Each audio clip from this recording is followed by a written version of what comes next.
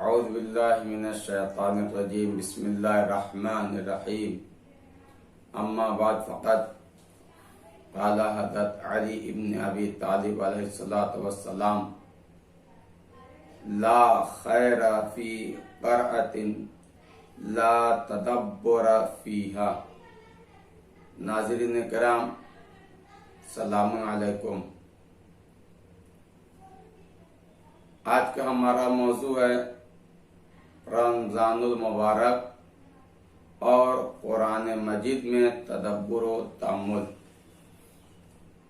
اسی عنوان کے حوالے سے میں نے آپ حضرات کے سامنے مولا کائنات حضرت علی ابن ابی طالب علیہ السلام کے اس قول کو بیان کیا جس میں آپ بیان فرماتے ہیں کہ تلاوت و قرات کہ جس میں غور و خوض نہ ہو، تدبر اور تفکر نہ پایا جاتا ہو، تو پھر اس میں کوئی خیر نہیں ہے، اس تلاوت کا کوئی فائدہ اور بھلائی نہیں ہے۔ ناظرین کرام توجہ فرمائیے، ایک بہت خاص اور اہم موضوع ہے۔ جس طرح انسان رمضان المبارک میں قرآن مجید کی تلاوت کرتا ہے، قرات کرتا ہے، اس کی اتنی اہمیت بیان کی گئی ہے، اسی طریقے سے اس آسمانی کتاب میں تدبر و تأمل اور غور و خوض کرنا بھی بہت ضروری ہے۔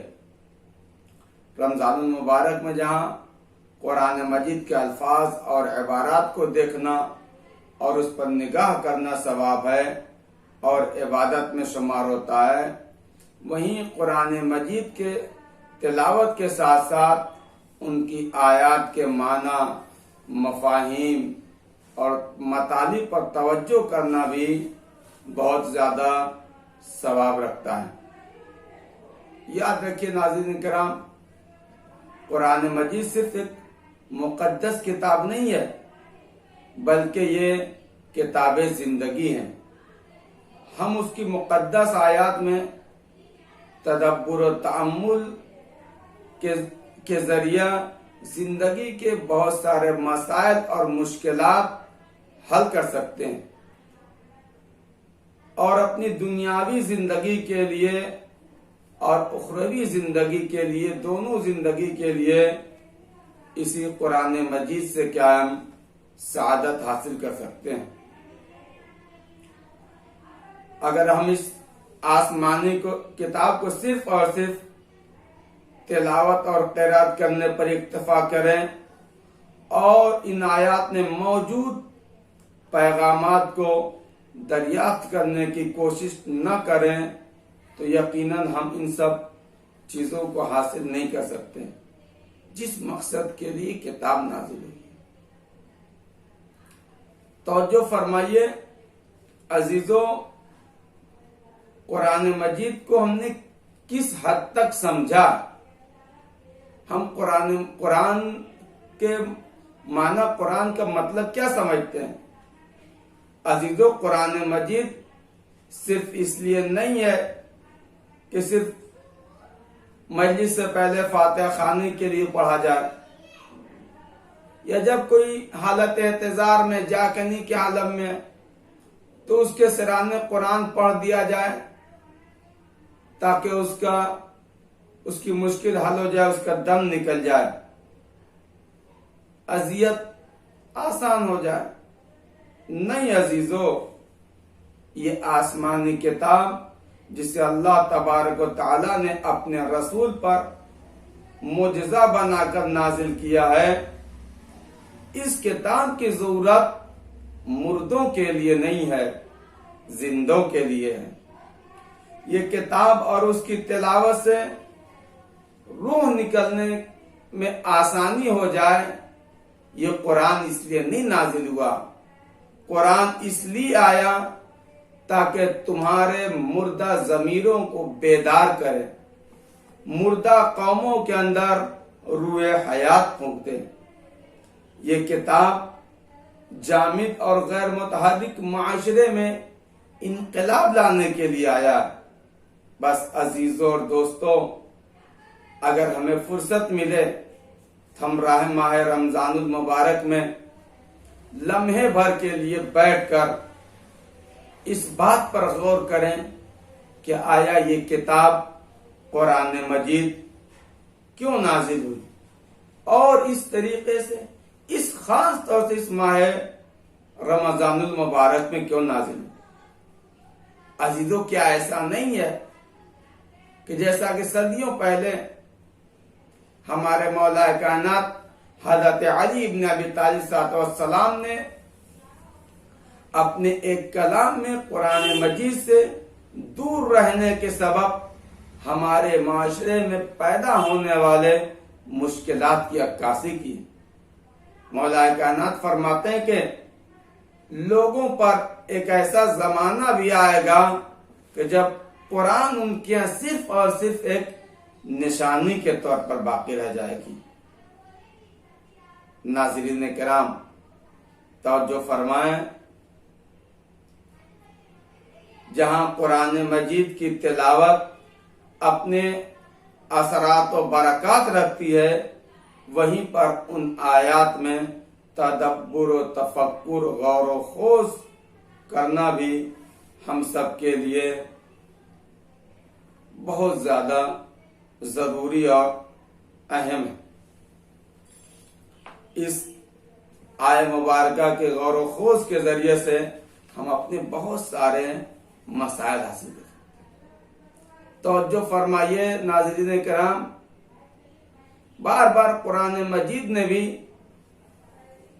تدبر کرنے کو کہا ہے، غور و فکر کرنے کو کہا ہے، غور و خوض کرنے کے لیے کہا ہے، اور مولا کائنات نے بھی یہی بیان فرمایا کہ اگر تم آیات کے بارے میں تمہارا غور و خوض نہیں ہے، تدبر و تفکر نہیں ہے، تو اس آیت کا تمہیں کوئی فائدہ نہیں حاصل ہوگا، مقصد نہیں حاصل ہوگا۔ تو ہم آسان لفظوں میں یہ سمجھتے ہیں کہ تدبر کسے کہتے ہیں۔ یاد رکھیے، تفکر ہی کے معنی میں تدبر تقریباً استعمال ہوتا ہے۔ ایک چھوٹے سے مثال تاکہ ہمارے ذہنوں میں تدبر و تفکر کا معنی بیٹھ جائے اور ہم یہ سمجھ لیں کہ قرآن ہم سے کہنا کیا چاہ رہا ہے، کس طرف اشارہ کر رہا ہے کہ تم قرآن کی آیات کے بارے میں، احکام کے بارے میں تدبر کیوں نہیں کرتے۔ مثال کے طور پر ہم جب معاشرے اور سماج میں کسی شخص کے عمل کا جائزہ لیتے ہیں تو ہمارے مد نظر، ہمارے پیش نظر یہ بات ہوتی ہے کہ فلاں شخص نے فلاں عمل کیوں انجام دیا، فلاں وقت کیوں انجام دیا، اس کے اسباب و علل کیا ہیں، وجہ کیا تھی، سبب کیا تھی کہ اس نے انجام دیا۔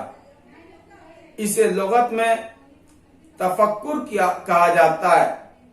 لیکن جب ہم اس عمل کا تجزیہ کریں کہ فلاں شخص کے عمل کرنے کا نتیجہ کیا ہوا، فائدہ کیا حاصل ہوا، تو اسی کا نام تدبر ہے۔ قرآن مجید نے تدبر کا حکم دیا، تدبر کا نام لیا ہے۔ یعنی یہ دیکھو کہ قرآن مجید نے جو تمہیں حکم دیا ہے تو اس میں تمہارا فائدہ کیا ہے۔ قرآن مجید کے تدبر کا ماحصل قرآن مجید کی تعلیمات، لطیف اشارے، مفاہیم و معارف کو درک کرنا تاکہ انسان عملی تشنگی کو بجھا سکے اور اسی تدبر کے سبب انسان کی روح پاک و صاف ہو سکے اور اس کے ضمیر میں بصیرت پیدا ہو سکے۔ ناظرین کرام، غور فرمائیے، یقیناً قرآن مجید عربی زبان میں ہے، جو ہم عجمیوں کا زبان عربی نہیں ہے، لیکن قرآن مجید کا لحن فطرت ہے۔ توجہ فرمائیے، جب انسان اپنے فطرت سے نزدیک ہوگا تو اس انسان میں شر، فساد اور برائیوں سے دور ہونے کا جذبہ پیدا ہوگا۔ لیکن شرط یہ ہے کہ انسان کی فطرت برائیوں سے آلودہ نہ ہو، گناہوں سے پاک ہو۔ اگر ایسا ہوا تو قرآن مجید کا پیغام اسے سمجھ میں آئے گا اور یہ احساس ہوگا کہ اس کا رب خود انسان سے گفتگو کر رہا ہے۔ ناظرین کرام، چند ایک پیغامات جو قرآن مجید نے جو ہم کو حکم دیا، پیغام پہنچایا، سرسری طور پر میں دہرا دیتا ہوں۔ اب آپ خود اندازہ لگائیے کہ اگر ان احکام پر، ان پیغامات پر ہم غور کریں گے تو پھر نتیجہ کیا نکلے گا۔ قرآن مجید کا پیغام، بد زبانی سے بچو، غصے کو پی جاؤ، دوسروں کے ساتھ بھلائی کرو، کبھی گھمنڈ نہ کرو، دوسروں کی غلطیوں کو معاف کر دو، لوگوں سے نرمی سے بات کرو اور اپنی آواز نیچے رکھو اور دل نرم رکھو۔ ناظرین کرام، آپ غور کریں، اگر ہم ان ساری باتوں پر غور و خوض کریں گے، فکر کریں گے، تو کیا ہمیں اچھا نتیجہ حاصل نہیں ہوگا؟